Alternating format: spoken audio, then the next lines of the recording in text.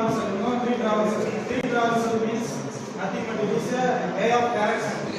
One node travel to another node. For example, we have discussed about in a three traversal in a three travel. In order, free order, post order. In order means is nothing but it is a three way of direction. Left, then next visit the node in a right node. Last visit in a topmost node. Topmost node means root node. It is a in order traversal. And another one is a pre-order traversal. Pre-order traversal is nothing but it is a one way of pre-traversal. Pre-traversal means pre-order traversal is a first one visit in a root node. Root node means a topmost node. And another one is a left node visit. And another one is a last one is a right side node.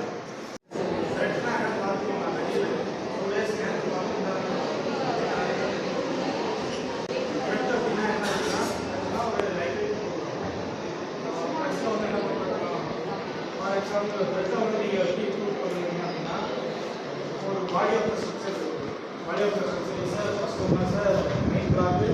First one is a header section, and another one is a main block. And then next to body of the statement. Body of the statement is executed in a number of threads included in a body of the statement. The task is presented in a number of threads.